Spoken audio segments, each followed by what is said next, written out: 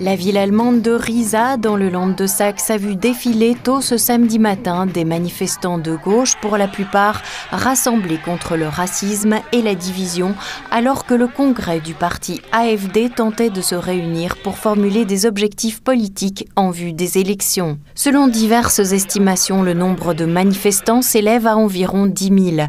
Le nombre croissant de ces manifestants a contraint la police à renforcer ses mesures de sécurité et de riposte. Des grenades lacrymogènes ont déjà été utilisées en masse. La police se prépare à recourir au canon à eau. L'objectif des manifestants, tambour à la main, vêtus de couleurs vives, est d'empêcher le congrès de l'AfD qui devrait durer 2 jours et aboutir à l'adoption du manifeste du parti et à l'élection d'un candidat au poste de chancelier.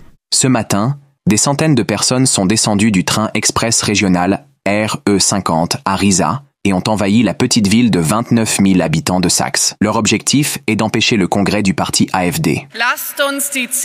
Nous devons dépasser le parti CDU, car les Allemands veulent une vie normale, et ils y ont droit.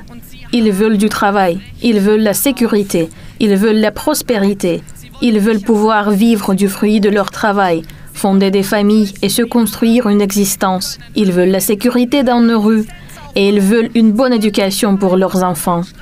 Ils exigent une politique solide et raisonnable, qui crée les conditions nécessaires pour y parvenir et qui ne s'immisce pas dans leur vie privée et leur liberté d'expression. Car ils veulent la liberté. Les Allemands veulent la liberté. Ils veulent la liberté individuelle. Ils veulent la liberté d'entreprendre. Nous voulons la liberté.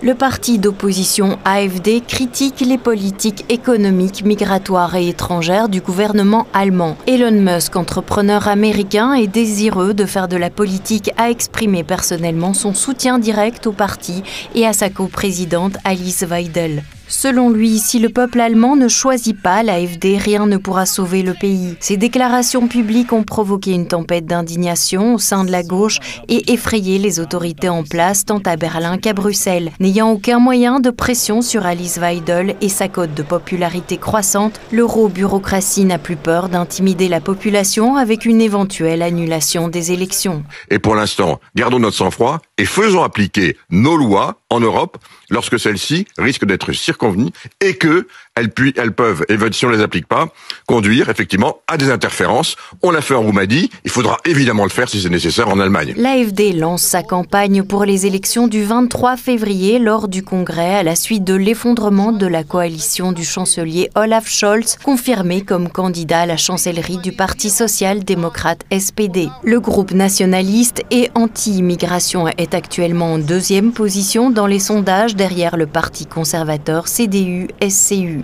Une fois au pouvoir, l'AfD supprimerait la participation de l'Allemagne aux sanctions économiques contre la Russie et les projets du gouvernement sortant de déployer des missiles américains de moyenne portée dans le pays. Selon la majorité du parti, l'Ukraine devrait devenir un État neutre en dehors de l'OTAN et de l'UE.